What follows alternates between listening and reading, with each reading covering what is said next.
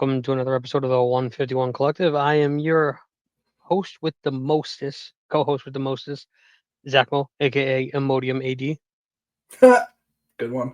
And I'm your co-host, Collector, aka Theory 11. Theory 11. Yeah, it's a deck of a brand of playing cards. They make like very high quality playing cards that a lot of what are they? Sleight of hand artists and not Magician. sleight. No. There's a whole nother cardists. They call themselves like artist, but card in the front.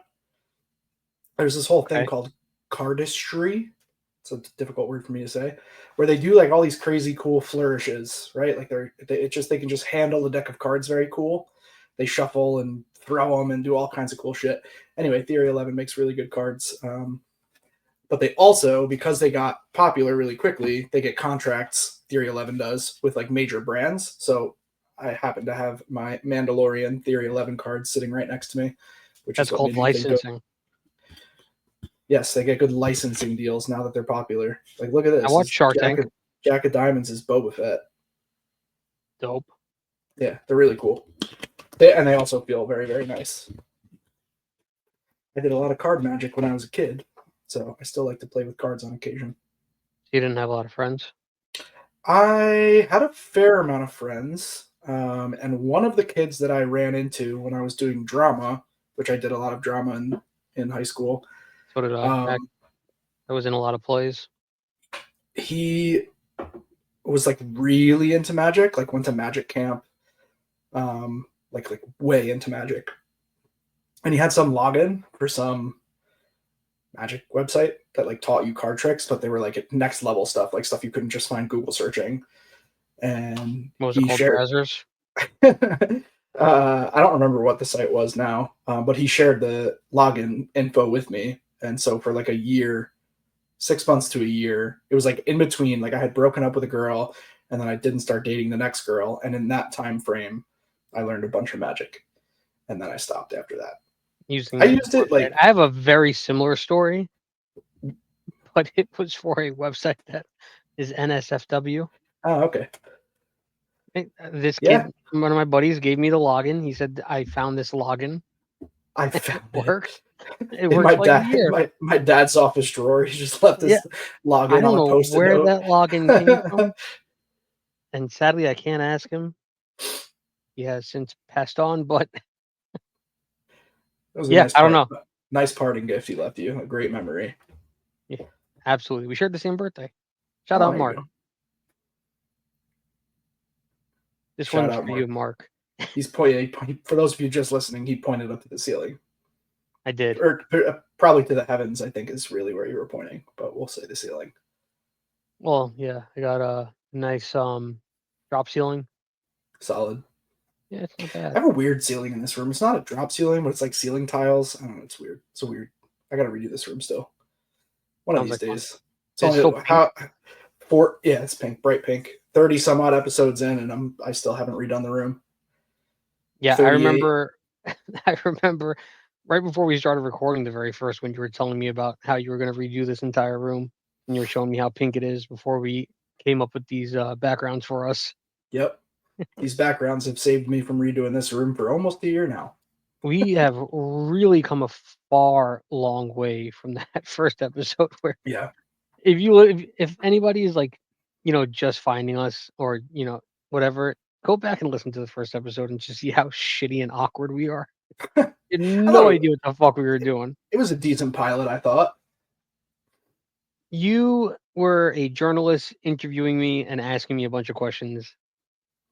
It worked. We didn't have any format, bro, and it ended up working for. No, yeah, we were trying to come up with a format, and we decided, you know what? Let's just record one. Yeah, and I had like a list of questions.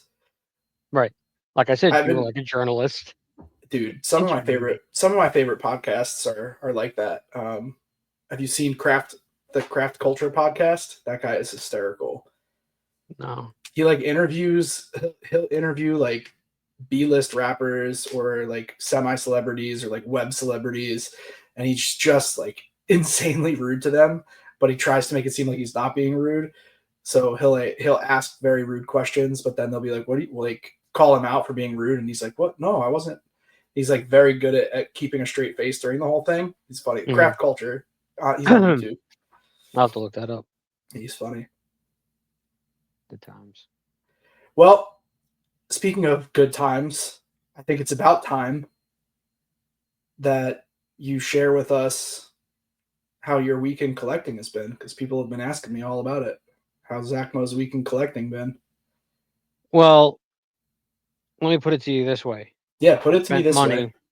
I spent money with you, Why do and you you did gotta your blow up my spot, bro? and you did your usual and pulled me absolutely nothing. To be fair, I was only 6 packs of Pogo, but I mean, Yeah, I I can't pulled hate you. on that. I pulled you a hollow in every pack, bro. Don't they all come with hollows in every fucking pack? In Pogo, yeah. Yeah, exactly. Don't do that to me. Don't confuse me like that. Um, actually, you might. Did you pull anything at all? I think Pogo was a total rinse. Yeah, I think you're right. But you had things to send me, so that was fine. I had Arcanines and Growlithe to send you. Um, yeah. Other than that, did I collect anything else?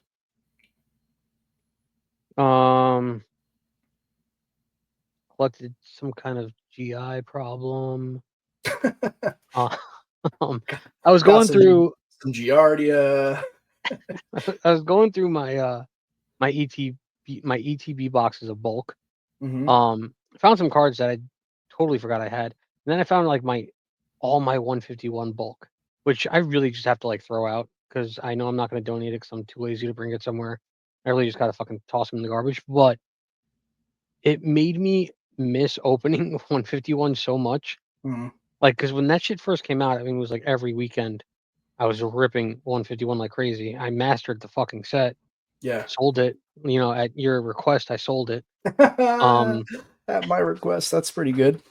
that is right. It's a good callback. If you're also still just discovering us a few episodes in, there was a time period where I sold my 151 and I blamed him every single week that he made me do it because he did. Um, he said, "Hey, there's this kid in Queens. He'll buy it. Just do it." My recollection of how it went down is slightly different. I think I more or less just facilitated you making a sale very quickly and easily that you were going to make one 100% way what or happened. Yeah, I just needed money. That was 100% what happened.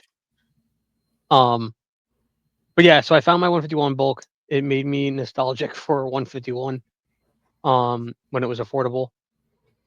What else did I find? I think I said last week I found that Dragonite that I didn't know I had.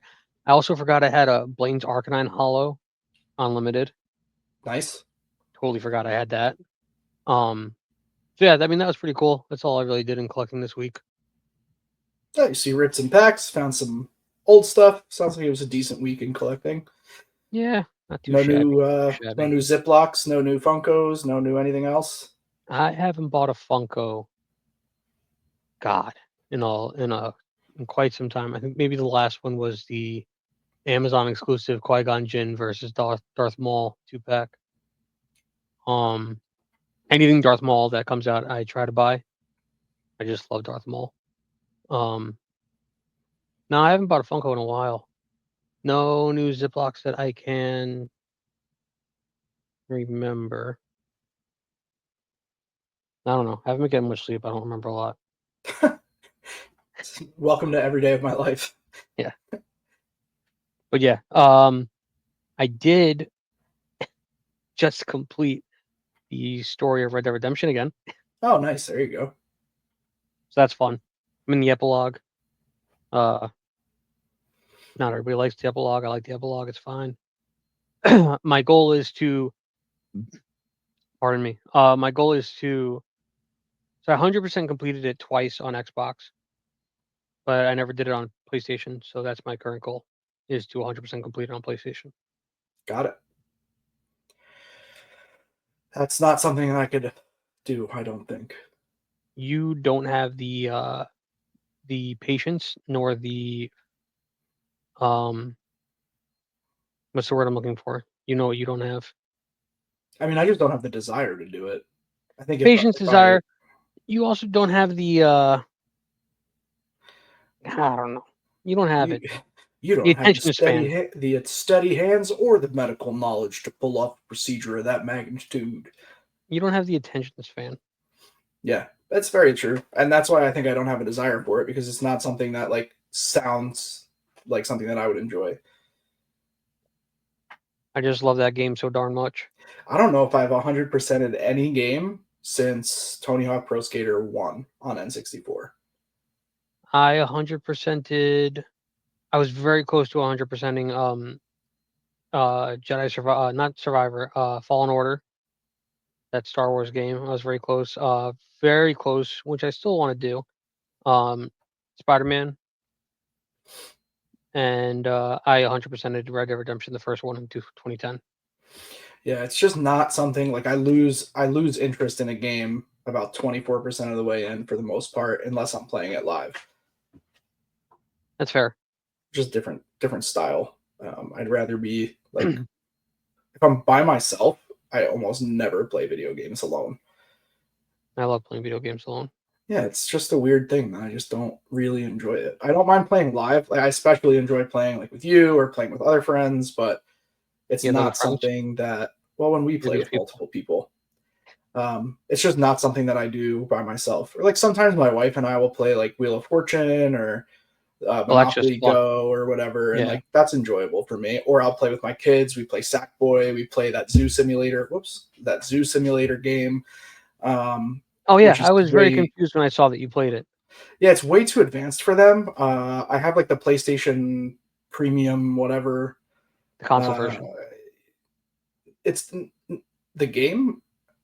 No, I have Well, the pass, like premium pass or whatever they call it. So I get, PlayStation Plus. yeah, yeah, that. So I have a 2 hour demo of that game for Oh free yeah. included, and so that's what I was playing because we were just flicking around on the menu, and my kids saw like the animals, and Willow was like monkey, ooh, ooh, ah, ah. And so I was like, yeah, let's try to play this game. But That is far too advanced for them. we were, yeah, I mean, 30 minutes in, we still didn't see any animals at all. So So that's one of it's the more like main reasons that I wanted to get a gaming laptop is because I really enjoy Planet Zoo. I don't like playing it on console. Much rather play it on a PC. I could Um, see why too because the controls are so finicky. Very finicky, and with on console, it's absolute shit. You can barely build, but like I've built some like crazy looking zoos in that game. I love Planet Zoo. That is a Yeah, very and the very other fun the game. other thing that was really annoying was using the search feature because I don't have a keyboard for the Right, right. controller. So I imagine playing that on PC would be significantly better. Oh yeah, tenfold. Like I bought it on console, and like I don't know, maybe 10 minutes in, I was like, all right, well that was a waste of a purchase. I don't think I played it since. Yeah, yeah. No, I played for about 20 minutes of my 2 hour demo, and both my kids and I were like, eh. Like Willow was gone within minutes. There were no animals, so she was out. And then Melody and I were kind of like talking about things, and she was learning a little bit. We selected what type of environment we would build the zoo in, and we discussed like what type of animals would be able to survive there. But then we tried getting some animals into some of the displays, and they have like a delivery window, and the animals essentially take time to be able to be put on display. But then they were delivered, and I couldn't figure out how to get them out of the trading post into the display that I wanted them in, and I was like, whatever, this is just not the right game for my No, kids. it's not very kid friendly. It's No, not not at very all. like easily played. It's a sim game. It's like any Oh of yeah, the no, it's a other sim simulator. games. Yeah. Well, I mean, The Sims. I mean, it's not as intricate. Not the Right. No. Sims. Yeah. Yeah. Yeah. It's Yeah. just I a get what you're saying. simulator style game. You know, it's a good simulator style farming simulator. Yeah, I know you like that one. I I haven't played played that Police in a while. Simulator for about 20 minutes one day. What That was happened? pretty awful. Stupid Yeah. game. You're It's supposed to walk around. You don't even drive. You just walk around and give parking tickets. I was like, this is that sounds terrible. the There's worst thing one. I imagine ever. There's airport simulator or like flight simulator, and like it. I don't know exactly what you have to do, but it seems like you're just sitting in a plane for however long. I don't know. You're the pilot? In flight simulator, I believe so. Yeah. Yeah. Okay. Well, yeah. A lot of people like flight sim games. Well, I like playing. You remember like those old badass ones on like PS2 and shit. There was the the combat ones where you were just like war Yeah, fighting, yeah, dog fighting the entire time. I always like those, but if I'm flying a passenger yeah. plane, You just got like a 757 up in the air for 9 hours. yeah, yeah, I'm going into a building. Um, God. just saying. There's no part of me that is gonna play that game and not try that. But yeah, I going back to the 100% part, I really I don't know what it is about the Red Dead Redemption games. They really hold a special spot in my heart. Fantastic story writing. I just love the setting of, the Wild West. But there's also when you look at those trophies, it's like 0.01% of people have completed this, and I got to make sure I'm one of them. Yeah. I understand like the exclusivity factor. That game is also extremely immersive Hmm. when it's given the proper like time and space. When I played Red Dead, which was certainly not to 100%, but when I played it and I was in a space where I was like really enjoying playing the game, it Hmm. was one of the better gaming experiences I think I've ever had. I think I Yeah, put more time for sure. I put more multiplayer time into that game than anything other than COD. But I haven't played COD in almost a years. decade. Yeah. Last time I played COD was whenever Zombies was popular. So that was Well, more than when a decade ago. Zombies is still very popular. Well, when it first came out, I mean, it was like the original iteration of like Yeah, we're Nazi talking 20 zombies. years. Yeah, we're talking like Not 20 quite years. 20, but yeah, it's probably 16 years now. Yeah. Um, but to your point, when we play Red Dead together and we're doing, pardon me, online shit, like there's so much shit that we can do. Yeah, Like, like COD can get boring after a while. Team deathmatch, you got free for all. I mean, there's not too much you can do. But in Red Dead, we can go hunting. We can just go into a town. Like there's some times where you and I are going into town to like go to the gunsmith, and we just wind up shooting the entire fucking town. Now yeah, we're sitting on top of the bank, ducking out, shooting all the cops running at us and shit. yeah. Definitely a very different type of experience. COD was more like concentrated bursts of gaming. Like you game for Right, 10 minutes and then you get a break, and then you game for 10 minutes and then you get a break. right, right. Um, there, the I can only get other lost in Red Dead. right. I think there's another game that I really used to do that with, and it was um, like a motocross game, but trial bike game where you have to like balance the dirt bike. Uh, Hmm. I for whatever reason really liked playing those as well. Don't quite have the same luster today as it did then. I still play occasionally, but I was gonna also give a recommendation. If you and Melody ever want to play a zoo game again on the PC, if you download Zoo Tycoon, the latest version, it's fairly kid friendly. okay. I don't usually bring them into the office, but I was just looking for something to pass the time that I had a free trial on. Melody likes the Mhm. Paw Patrol game on PS5, so that's pretty cool. There is a Bluey game that I've been debating downloading, but I've heard bad reviews, I guess. Or I've heard that Yeah, it got bad reviews.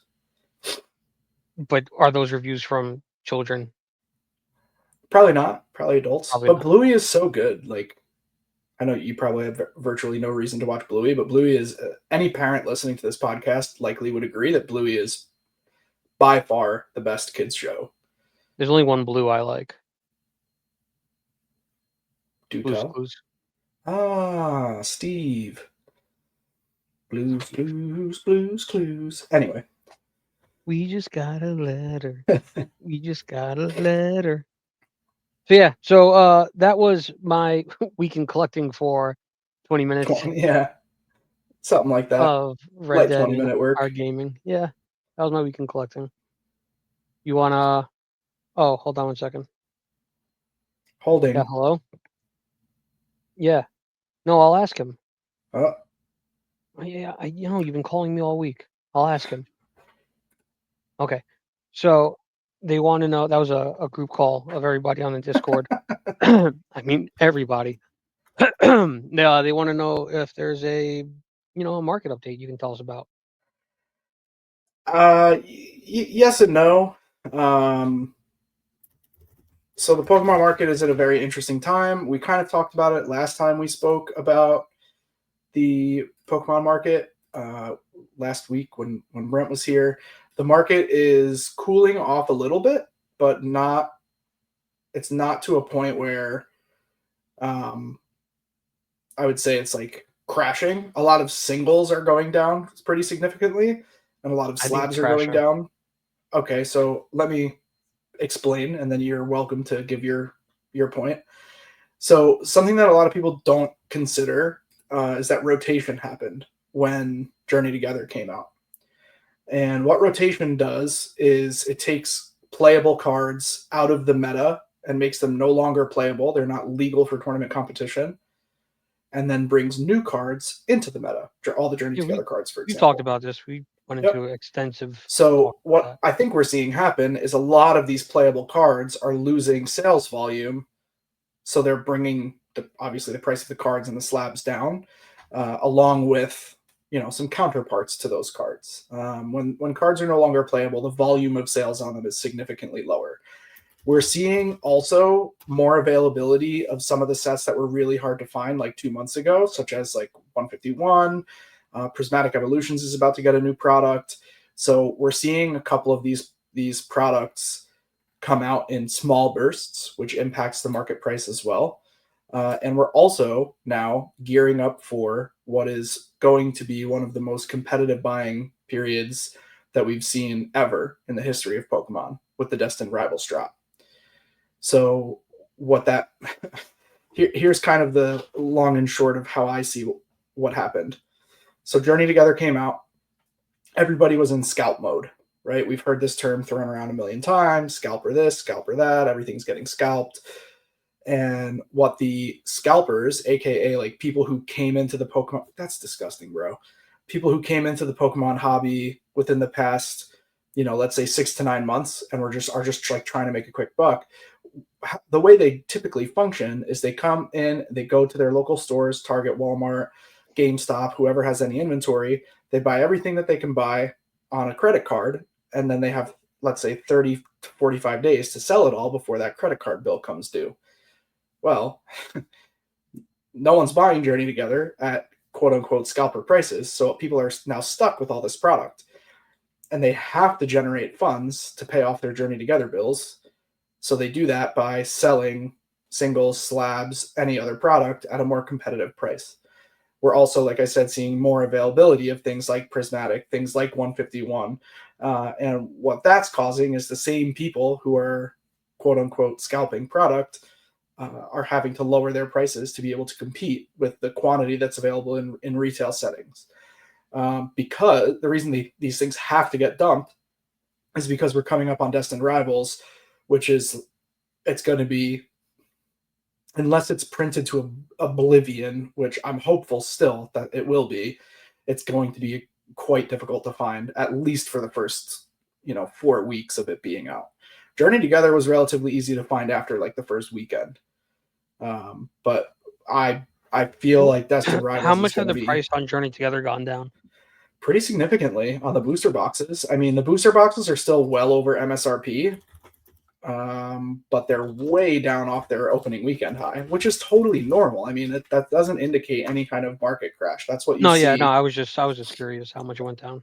That's what you see on almost every set. So pre-sales, they were selling at real pre-sales. Oh my gosh, someone paid. Okay, so the 73 of them pre-sold at $331 on TCG Or Player, we're talking booster box, right? one booster box. And then the largest sales day was like opening weekend. 467 sold at $233. That was the largest sale day. Currently, they're selling for $208.62. So you're talking about less than a 10% dip from the highest volume sales day to the current sales day. Mhm. So less than 10% is what they dropped on TCG Player. Now, you have to keep in mind also that TCG Player doesn't really reflect what's happening because it's such a small sample size, but TCG Player shows the highest sales volume day by far, or time period, was opening weekend at $233.73 per box on average, 467 items sold. And then in the last few days, 208.62 being market price, 42 items sold. So a 10% difference in price and a 90% difference in sell through, because it's just not as sought after of a set. When you look at something like Temporal Forces, for example, that's just a random set that I decided to look at. 12 booster boxes sold in the past few days versus Journey Together 42. So Journey Together it's not like no one's buying it. I mean, 4 times as many people are buying Journey Together as Temporal Forces. And if you look at the same like opening weekend time frame, those same 2 days or 3 days when 400 plus Journey Together boxes sold, only 17 boxes of Temporal Forces sold. So Temporal Forces is pretty steady in terms of how many items are being sold, and the price is continuing to rise. The graph on Temporal Forces is just a horizontal line in the up direction with minor dips and peaks and valleys. So when you say you think the market's crashing, like as the average I collector, I just noticed that the Prismatic Evolutions box was going down. the Pokemon Center ETB? Yeah. I don't remember the price on that dropping much, but Prismatic Evolutions, Pokemon Oh yeah, you don't? Center Elite. No, it's not something I particularly watch. Oh yeah, it dropped significantly. There must have been another drop. Yeah, there was another drop. No question about it. Gotcha. There had to have been another drop. People scored him on Pokemon Center. There's no way. So if you pull up I'm actually going to share this. Normally I don't share my screen for this, but I'm going to. So you can see the mouse, right? Yes, I do now. Okay. So let's say this is probably right around when we started the sit on it segment, right? 350. Yeah, just about. Okay. So $350, somewhere in that ballpark, right? This is when we started sit on it. So we're following this blue line, right? That indicates the dollar amount. Right here on the left side of the chart, you'll see the dollar amount. So this is reflecting market price. Looks like high market value was $356.26, right? $360, let's call it. Down here, these tiny blue lines that are vertical are sales volume. So you can see February 2nd to February 4th, 21 boxes sold. Next segment, 40 boxes, 24, 22, 19, right? Look how steady those lines are. All down here, very steady, right? And then boom, 2 days ago, or whatever it was, April 24th, so 5 days ago, 59 sold, and then April 27th, 96 sold. If only 17 are selling in a day down here, how are 96 selling on this day? There's not even that many available on TCG Player during these earlier days. Right, I follow. I get you. So what happened was people bought them, got them on Pokemon Center, and in order to sell them very, very quickly, just dropped the price dramatically. So this chart, which looks like, look, so it's the same major drop on the chart. This is the 6-month view. Pre-sales dropped, and availability, look, huge spike, right? 330 units sold at $262. And then availability wanes, price goes up. So this is supply goes down, price goes up because the demand stays the same. Supply increase, price goes down. And as this chart continues over time, we'll see another giant race. Yeah. It'll be this box will be here. Let me pull up another one as well.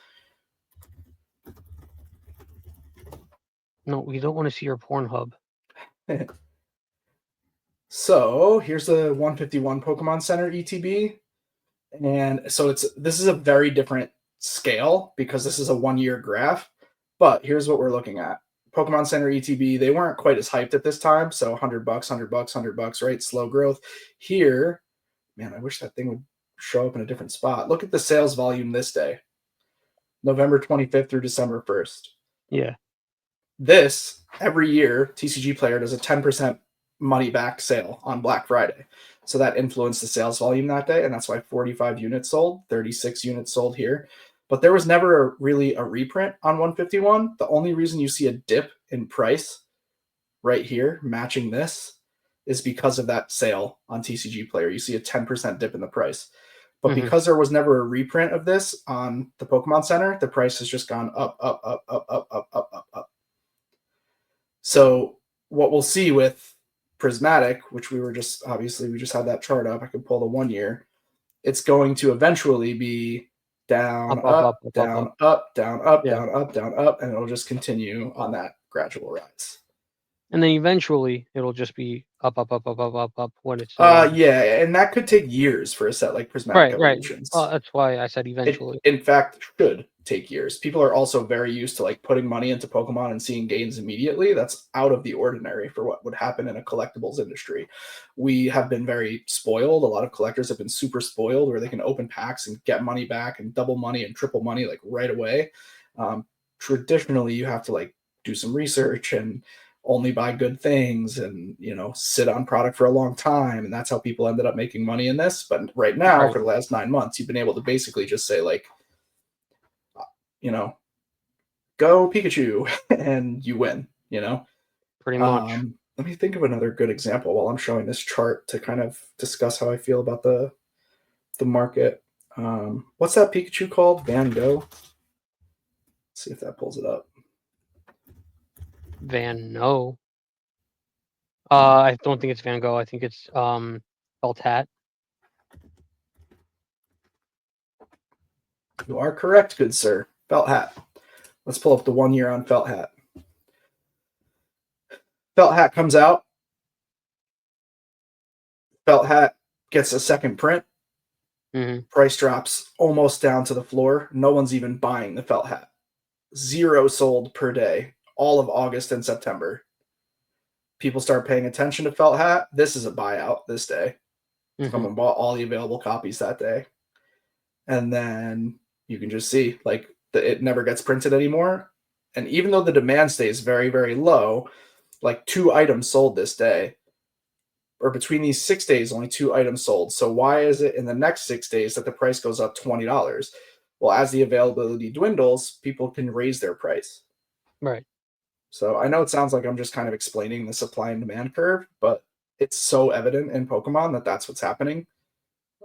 It's all based on availability. Well, I'm sure somebody just learned something. Paldea Evolved is a good example. I think we very recently had a reprint that shook this market a little bit. Yeah, we did. There we go. There's a better chart to explain. Great. Okay. Paldea Evolved. Let's go to the 3-month. No, 6-month. It's hard to see at all because it recovered so damn fast. It looks like it never even happened. When you go to the 1 year, it looks like it never happened. But there was a reprint of Paldea right here. You can see the sales volume increase in this area, and you can see Mm-hmm. all the valleys in the growth graph there. That's when, so this little peak and valley here in early January is when they said like, hey, we're going to reprint Paldea. So people started selling what they had, and then the reprint actually hit, and it was enough supply for about a week or two on the TCG Player market, and you can see some more peaks and valleys. But then after that, you just see pretty much consistent growth. And when you zoom out to a year, which is what you can see on the chart right now, you would never even know that unless you had the information. It just looks like this is the 1 month chart. It just looks like Paldea has been killing it for Mm-hmm. a month. Unless you know why the chart's behaving the way it is or the consumer's behaving the way they are, you can't even really tell where these peaks and valleys are coming from. I'm sure I'm going to stop sharing now because I know a lot of people are just listening to this, but there's probably better examples that you can find if you look on TCG Player of, the market kind of reacting to conditions that are happening. I would definitely not say, I personally don't feel as though Pokemon's crashing even a little bit. I was just Um, being sarcastic, really, well, I don't, because the I one mean, a thing I lot was of people watching. say right now that it's crashing or that it's slowing down, which it certainly is in the singles and slab market. There's a lot of stuff that's losing value, the ultra modern. But Mm-hmm. when you talk to people who have been in this for a long time, 9 months ago, we stopped buying ultra modern slabs and singles. When I was buying heavy for the last 6 to 9 months, I wasn't buying ultra modern stuff. I was still Mhm. buying tons of Sword and Shield. Sword and Shield hadn't been moving, and I just kept buying and buying and buying and buying. And And look at it now now. Sword and Shield is just still going up.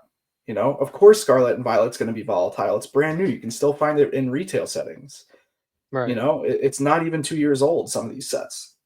So they should behave in a more volatile way than something like Sun and Moon or something like Sword and Shield. I don't think any So of them are 2 years old. Scarlet Violet? Yeah. Yeah, they are. Scarlet Violet base set all the way through Obsidian Flames. You looking it up? I'm looking at the release date. It's gonna blow your mind. August 11th, 2023. Right, so it's So not 2 Obsidian years then. Flames, Obsidian Flames is just barely not 2 years old, but Paldea Evolved was April 14th, 2023. Oh, Okay, sorry, in English, June, Japanese, April. So we're right on the cusp of 2 years, and then Scarlet Violet Base is over 2 years. That was earlier in the year.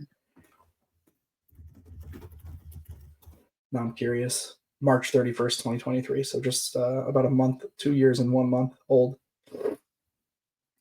gotcha. So the beginning of Scarlet Violet was about 2 years ago, and the end of Scarlet Violet is like a few months from now. And we're going to go into another generation, I guess. We're going to go into a whole Well, nother the era of Pokemon. Legends comes out. I Yeah. I I noticed that the sets, I'm pretty sure I brought this up before, the sets restart when a new game comes out. Yeah. Everything is all in That's sequence with Pokemon. right. Like it's all interconnected. And Pokemon Pocket actually played a huge part in the Pokemon card market exploding as well. And I think a lot of people don't give it as much credit as it's due or don't put enough attention on Pokemon Pocket. Pokemon Pocket generated a pretty fair amount of revenue for the Pokemon Company, but also put a huge spotlight on Pokemon cards. And so people really started paying attention again, and people who maybe hadn't been looking at Pokemon cards, I still have people coming to the stream every weekend. Hey, I'm just getting back into collecting. What should I buy? What are the good sets? We're still in a Speaking of growth Pokemon phase, I would Pocket, say. if I pull another goddamn Wigglytuff out of uh, that most recent the Shining set, I'm gonna lose my fucking mind. I have 10 of them. Mm. I haven't played Pokemon Pocket in quite some time. I lost my interest in the game. I turned off my premium subscription, and that was that. You don't have an attention span for that kind of thing. It's not necessarily that. I don't think with that game. Like Pokemon Go, I was level 40 when it was only Kanto Pokemon. Like I played Pokemon Go like obsessively every day, hours and hours every day. Pokemon Pocket just isn't quite meaty enough. And also now I deal with Pokemon 70 to 80 hours a week as my job. So when I want to relax, the last thing I want to do is play more Pokemon, We should especially play a game as unfulfilling as Pokemon Pocket is. At least to me, it's unfulfilling. we should play some Pokemon together. Pokemon Pocket? Yeah, any kind of Pokemon. Maybe. I play with my kids occasionally on the Switch, but it's just like I like sometimes I do really enjoy like there's still things I really enjoy. Last night I spent maybe an hour and a half or 2 hours on TCG Player hunting Kamiya cards that I still need for my Kamiya binder. That's good. So You haven't lost your fun of it. no, I still like really really love Pokemon. I opened cards with my daughters today. We opened Lorcana. Melody opened Lorcana and Willow opened She pulled the Pokemon. Elsa. She didn't pull the Elsa, but she pulled an Enchanted. She pulled the Cinderella Enchanted card. It's like a $50 alt art. Nice. Did she destroy it immediately? No, no, she took it to me immediately. I was like, "Daddy, look how nice and shiny this one is." I was like, Oh, let me see that "Oh, real quick. yeah." Put it in a top loader. I did. I put it in a penny sleeve right away, not a top loader. If it was like $300, I'd be like, "I'm keeping this." But for like $40, I put it in her binder. That's nice. Go play with your sister while you put it in one of those protective sleeves. Start doing your Yeah, PSA it sent it to PSA. permission. Yeah, that's funny. That so yeah, the market's definitely a little weird right now. I think we're seeing some increased volatility as Journey Together didn't have the sell through that people were experiencing. I just think we're kind of gearing up for Destined Rivals. We'll see another big boom with Destined Rivals, probably a lot shorter. than some of the other sets were, and then we'll When does see that come some out? soon. May 28th, Okay, so within the next month, yeah. a month from now, Destined Rivals comes out. End of May. I know because I planned my whole vacation around the Destined Rivals release, Smart. to make sure that I was here for Destined Rivals release and that I had the time to go drive and pick it up and blah blah blah. Where we go on Um, Long Island? I'll be going, I'm sure, to multiple places, but yeah, one of my pickup stops is in Long Island. It comes out on. It either drops on the 23rd or the 30th of May. Probably the 30th. I can look it up, but it's probably the It's 30th of gonna May. be May. So yeah, we'll see a bump on Destined Rivals for sure, and then we'll see probably some cooldown, which we see almost every single summer. So 2 summers ago was the waifu crash. No, sorry, 3 summers ago was the waifu crash. Last summer, 3 summers ago, waifu crash. 2 summers ago, alt art crash. This summer, probably art rare, I would imagine, like illustration That's what's rare, really been right. because they've been pumped so much. So Right. basically, what happens is like people remember that they can live outside for 3 months, and they just stop collecting Pokemon as much. It's a little bit seasonal in that regard.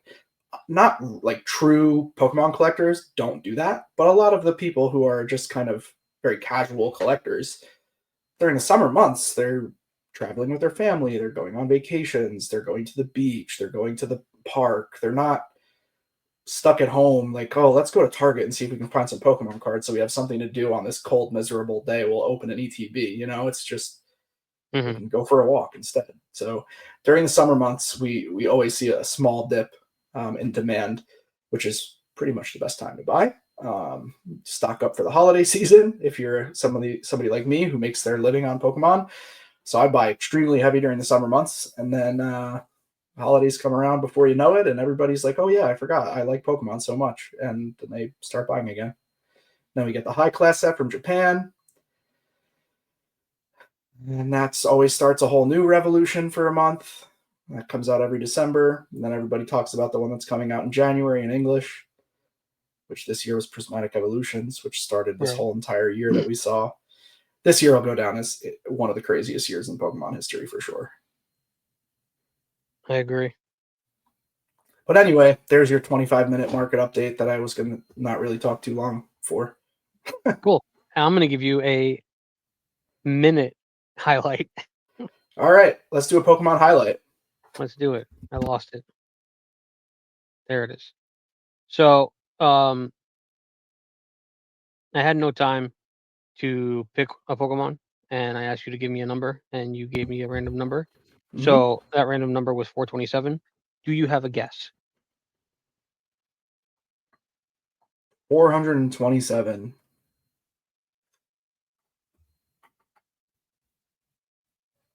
I'm trying to see what gen it's from. I think it's either Gen 4 or Gen 5. It is 4. Yeah. I don't know. It evolves into a Pokemon that is very sexualized. Is it Simisear? Simapore? Who the fuck is sexualizing? The People are weird. the Nicki Minaj card. Oh, it's Ralts or Curlia. No, it's not Ralts. You're wrong. Curlia? It's Baniri. Baniri? Oh, Lopunny. Yeah, people are really gross. Yeah, that one Simisear card. Is it Simisear? I know the one you're talking The about. Nicki It's not Minaj card? Themyscira.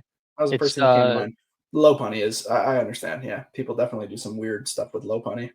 that they do. All right, but this is So not Lopunny. We're no, learning this is about Baniri, Baniri. All right, and perfect Baniri for is. slightly post Easter. That's what I was thinking. It's a little rabbit. So Baniri is the only Pokemon to learn the move Frustration by leveling up. The only Pokemon that can do that. It evolves from. Oh, its evolved form. Lopunny is the only Pokemon that can learn Return by leveling up, and it would learn at the same level. So you need it, you know, to evolve before it gets that level, so it can learn Return if you want.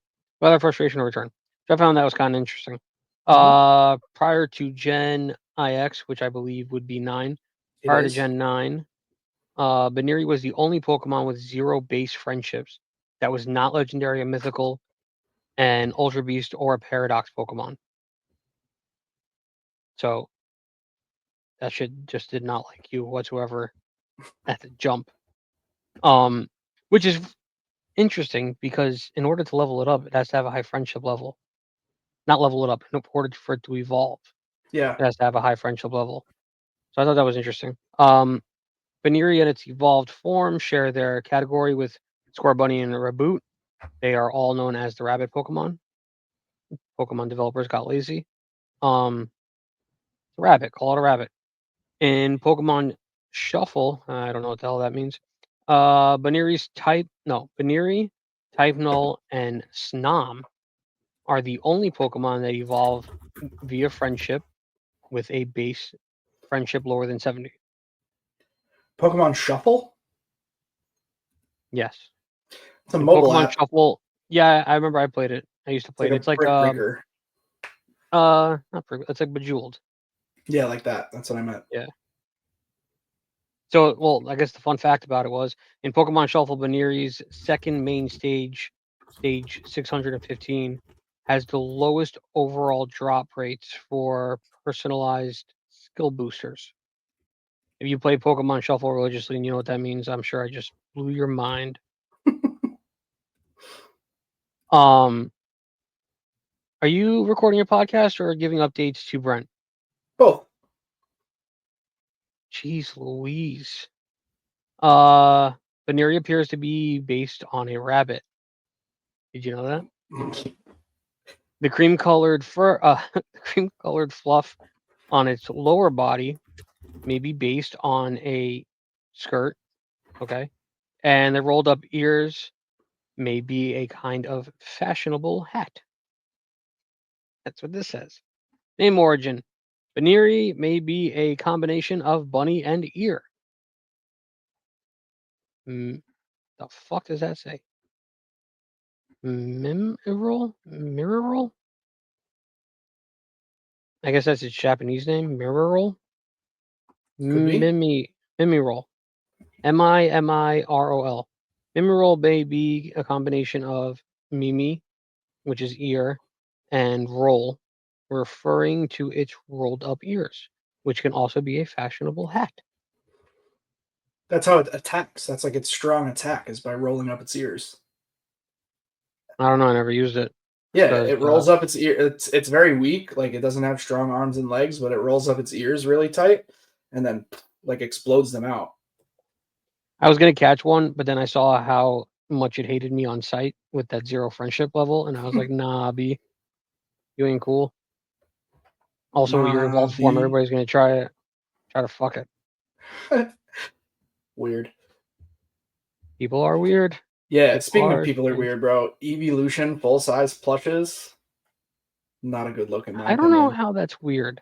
I think that's going to be bad news. Same as the Gardevoir. See, that makes sense. Gardevoir makes sense to me for being bad news. Evolutions, I see more as like a cat. So I don't know.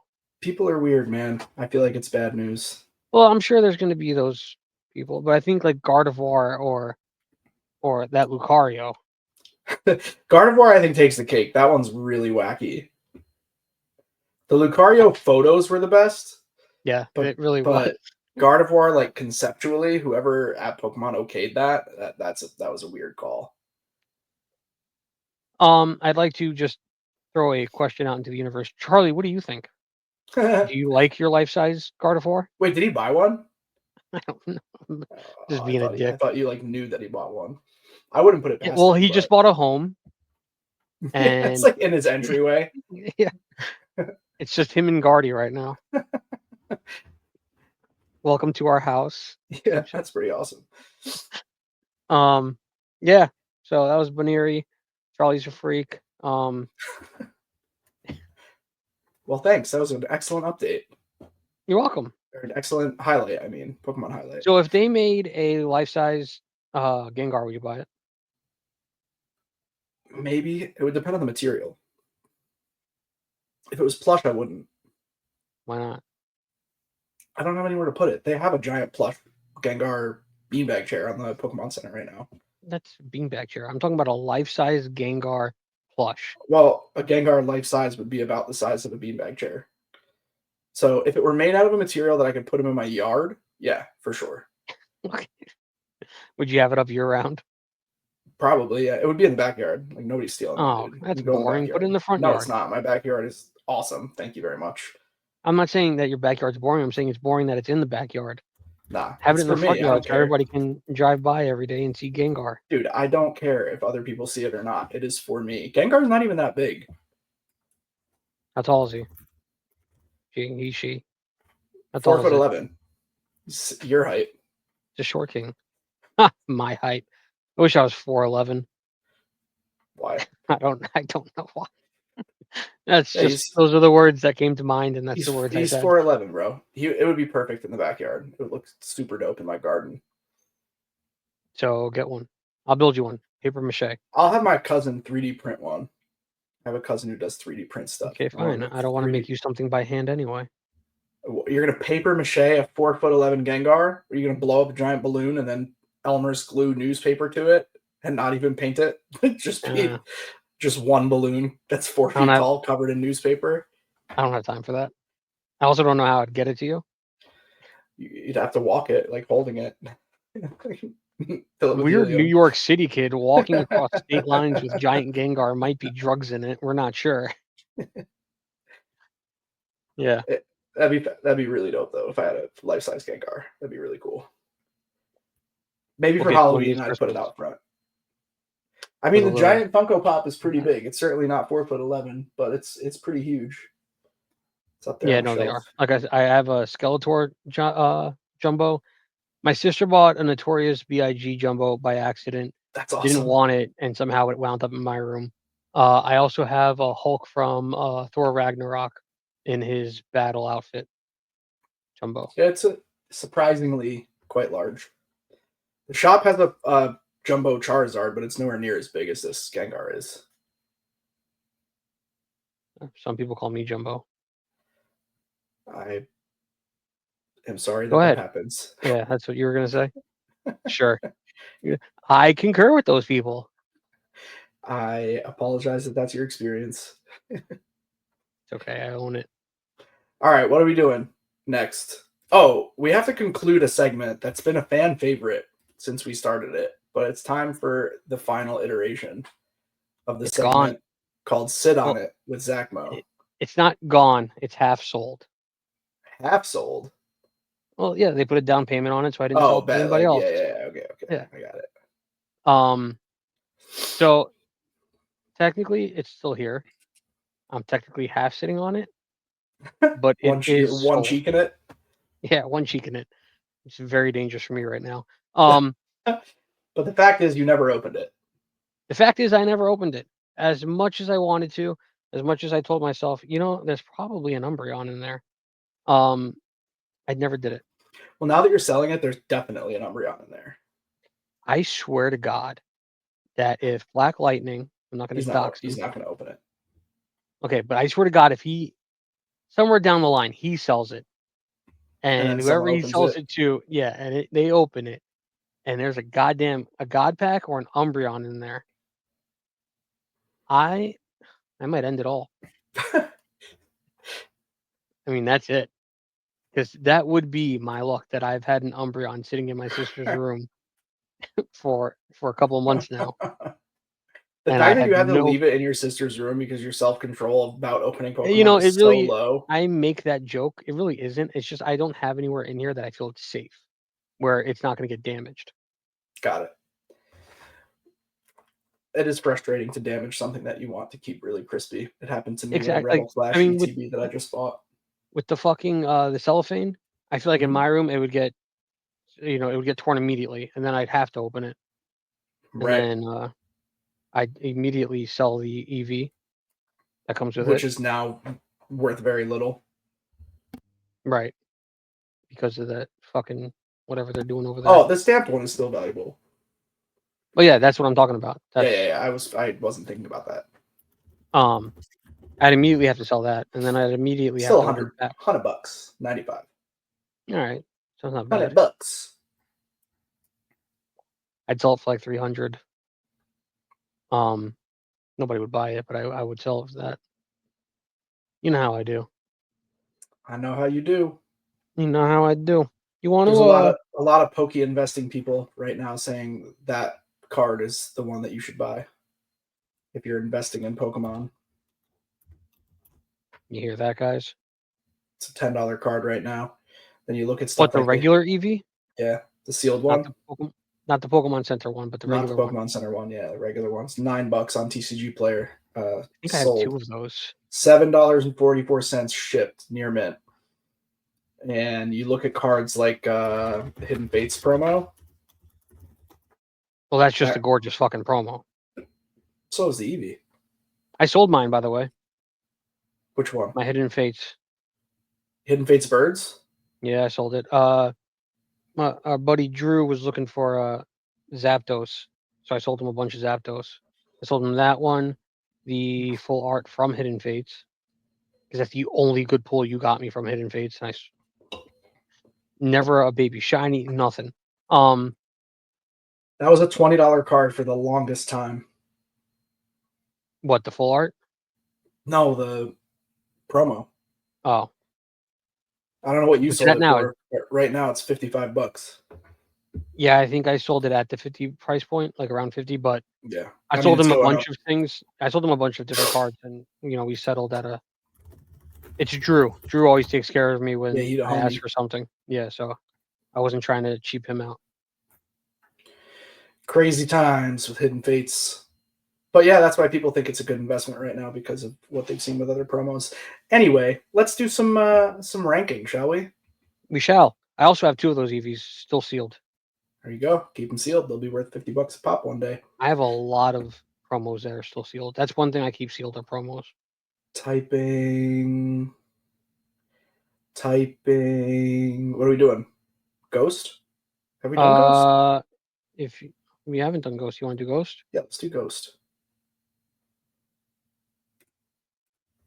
All right.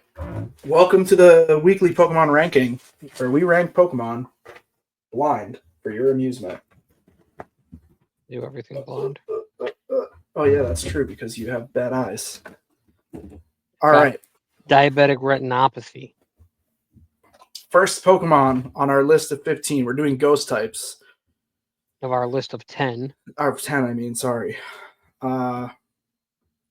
First one is Gimmighoul. In a chest. Yeah, I put default, but it still does that. Chandelure. I don't know if I'm going to like this list. So far, it's not looking awesome. After Chandelure, we have Golett.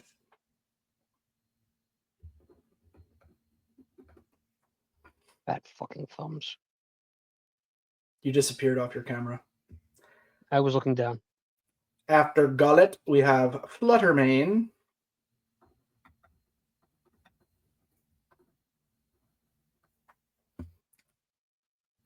After Fluttermane, we've got Gucci Mane.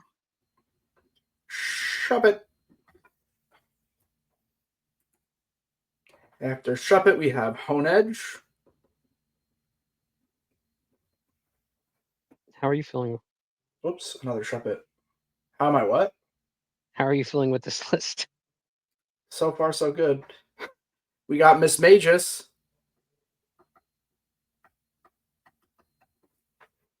Three left. Gourgeist. Not just any Gourgeist, an average Gourgeist. Same. At the Gourgeist. Oh, God. Gourgeist. Cursula. Well, we're big time risking it for the biscuit here. Corsola. And after Cursula, we got Graveyard. Okay. W Graveyard.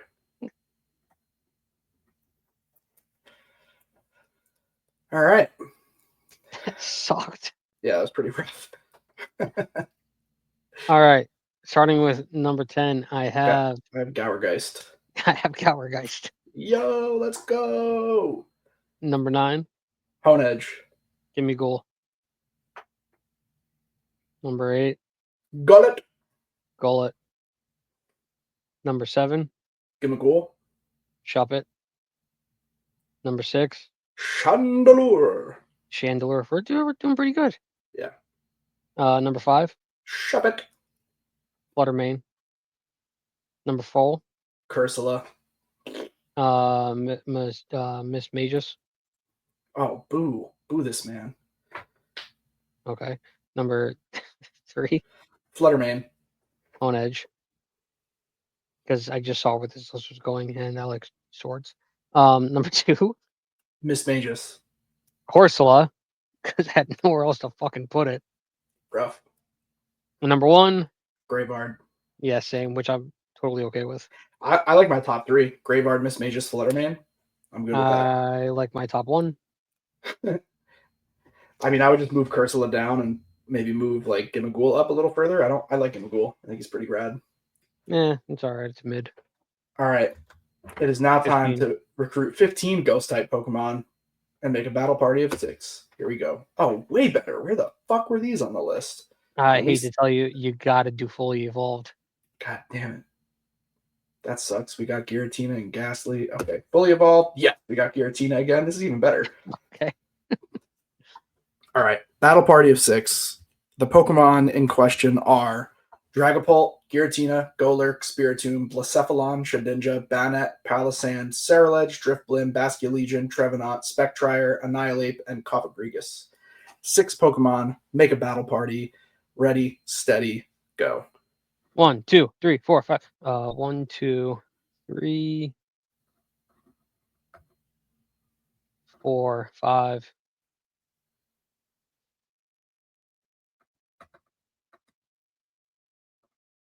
Six. Yeah, I'm good. Okay. Starting with Dragapult. Yep. Giratina. Yep. Blacephalon. No, I know, but I know that'll probably be the only one. Ceruledge. Yep. Spectrier. Yep. Annihilate. Yeah. I took Spiritomb over Blacephalon, and I have no clue who would win. ChatGPT might know. ChatGPT. Spiritomb, and we've shared this many times. I really like Spiritomb as a Pokemon. I know you do, and I was gonna take it on the basis of that we both enjoyed the highlight we did of it. Yeah. But then I'm still thinking of battle wise, and Blacephalon I think wins. I think isn't Blacephalon like one of the Ultra Beast. Ultra Beasts, right? So it might just based on the nature that it's an Ultra Beast, it might automatically be stronger than Spiritomb. The problem is it is such an ugly Pokemon. Oh, 100% agree. It also, it's like I feel like they were really pandering because that came out when they had just made the new version of it. Oh, maybe it is part clown for sure, and it reminds me of it. The dots on its face look like that candy that we used to get, where like the candy would stick to the paper and you'd be eating little pieces of paper all day. Oh, the dots, yeah. Right? Like that's what his I know face exactly looks like. What you're talking about. And then the bottom portion of it kind of looks like Mr. Mime. It's weird. It's a very strange Pokemon. It sketches me out. But also Shedinja, I think, is a very strong Pokemon that neither one of us chose. I'm not really a fan. I mean, Blacephalon versus Spiritomb is a pretty interesting matchup. That's what I because said. both have unique typings and roles. Here's a breakdown. I'm not going to read the whole breakdown. Just give me the verdict. Winner: if both are unboosted, Spiritomb wins in a stall utility role. Okay. Due to better typing. Final verdict: Spiritomb wins. Oh, interesting. All right, I'll take it down. Use its stall. Stall utility. Yeah, so like basically not letting he takes a lot of time and doesn't let Blacephalon deal damage. Yeah. So in the final verdict, it's very short. Spiritomb wins in a neutral 1v1 unless Blacephalon is specifically teched or boosted to break it. All right, so but we're not doing any of that, so Spiritomb wins, right? Yep, bang, my week. All right, 15 Pokemon out of any Pokemon type fully evolved. Woof, this list. Good luck, ladies and gentlemen. if you're playing along at home. Oh, we got Six average again. six out of these 15, we got Flamigo, Pheromosa, Naganadel, Bellossom, Lantern, Gourgeist, Metacham, Mandibuzz, Coffagrigus, Necrozma, Slowbro, Glassdryer, Archeops, Charizard, and Bufalon. I mean, there's a lot of fucking annoying ones in this, but I don't think it's gonna be terrible.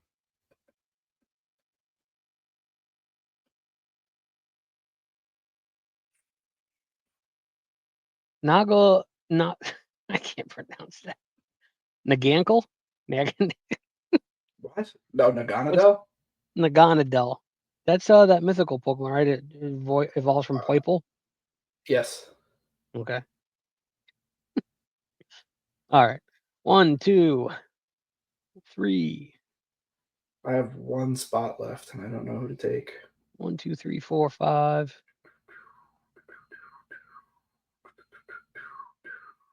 6. Done. All right. I'll take them. Okay, I'm done. All right, let's start off with the obvious Charizard. Yeah. Necrozma. Yep. Glastrier. Yep. Pheromosa. No. Nargan. Galil. Naganadel. Yeah, Naganadel. Yep. And I took Slowbro. I also took Slowbro. So it's Archeops v. Pheromosa. I win. Pheromosa. Pheromosa is if we found out last time, Bug is something. bug fighting, no? I don't remember. Pheromosa. No, not pheromones. Pheromosa vs. How do you spell Archeops? Archeops. Yeah, he's a menace though, Archeops. Who wins? Pheromosa versus Archeops. I'm tired. Can't even speak. Is a fast, hard-hitting clash. Glass cannot. What? Glass cannon versus glass cannon. Let's break it down. Give me the final verdict. Final verdict: Pheromosa wins cleanly in almost all realistic scenarios. All right. Outspeeds 4 times SE. What? Getting all mathematical. It's just better. Yeah. 2 glass cannons, but Pheromosa the better of the 2 glass cannons. Right. Yeah. So, Archeops can be a real menace, but unfortunately against Pheromosa, not enough of a menace. Let's do one more before we say goodnight or good day or whatever time you're listening. Same 15? Yeah. You want to do a specific gen?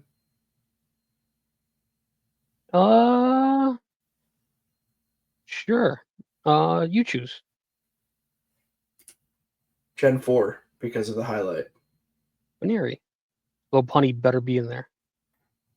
This is a heater list. All right, Gen 4 only. 15 Pokemon. We're doing 6 more. 6 for a battle party. We have Rotom, Frostlass, Chatot, Drapion, Darkrai, Toxicroak, Bibarel, Honchkrow, Floatzel, Abomasnow, Pachirisu, Infernape, Togekiss, Electivire, and Empoleon. I have a question. Heater list. Go ahead. Can you tell me about Chatot? Charlie, neither of us are choosing Rotom. That is accurate. 1, 2, 3. 1, 2, 3, 4, 5. Yeah, sure, we'll take that. 6. Actually, do I want to take this?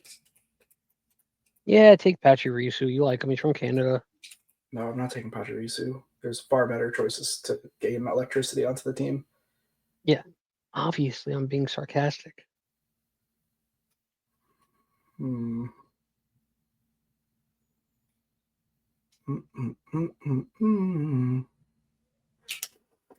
going to go with my list as it stands. I have I may regret my last take, but that's okay. I know we both took Frostlass. Yeah. We both took Darkrai. Yeah. Both took Empoleon. Yep. We both took Electivire. Yeah. We both took Monferno. No, Inferno. Infernape. Yeah. Yeah. And I don't know about the last one, but I took Right. Drapion. I have Togekiss. I think you lose. Drapion Poison Mm, versus Fairy. Drapion versus Togekiss. Who wins? yeah, this is a wacky way to do the battle. I think it's a very well balanced team that I have, but in this specific instance, I may lose.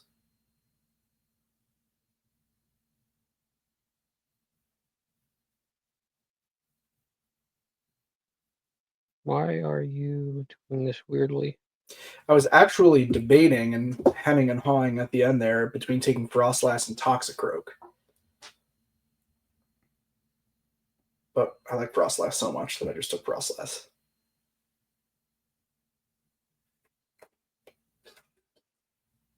Okay, Drapion Togekiss is a solid type based match, and it leans in Drapion's favor. Let me go to final verdict. Conclusion. Drapion wins the majority of the time. It resists Togekiss's main moves and hits it Mm-hmm. super effective with poison. Yeah. Togekiss only wins if it pulls off Thunder Wave plus But Flinch Lock. Yeah, but like in actuality, would you rather have Drapion or Togekiss on your team if you had to like take Drapion, on not a 4? fan. Not a fan of Togekiss. Not a fan of Togepi. Not a fan of Togetic. I mean, if I had to take on the Elite Four, I would way rather have Togekiss than Drapion. I would counter with it depends on which Elite Four I'm taking on. I mean, if I was just an example, but if I had to like if I had to do like multiple battles, I would Okay, rather all take. right. So if we're taking on Elite Four, I'm gonna straight off the bat assume that there is either Lance or some kind of dragon person in it. I would take Togekiss because of Fairy. I'm not. I just think Togekiss is more balanced than Drapion. I think Drapion is another one of those like glass cannon scenarios, whereas Hmm. Togekiss isn't quite as much of a glass cannon. I obviously I concede guess the victory to you, no question. You win in our very strange holy like shit! Did you guys hear that? 6 scenario, but I still stand by my team being better than your team in a more real scenario. Well, yeah. Okay, I'll agree with that. I do think Togekiss is better against Elite Four. I agree with that. Yeah, I mean, it doesn't even have to specifically be the Elite Four. I mean, if I were Okay, walking well, around, youngster Joey, I know everybody's gonna fuck up youngster Joey, so let's keep it with the Elite Four. Anyway, that's our list That is our list. for I would say let us know yours, that. but none of you ever fucking do. Yeah, thanks a lot. Good times. The best of times. It is always the best of times. Yeah, let's wrap it up. Thanks for tuning in to another episode of the 151 Collective. Follow, subscribe, like, share with your grandma. I've been Collector, aka Theory 11. I have been Zack Mo, aka Imodium AD. Until next week.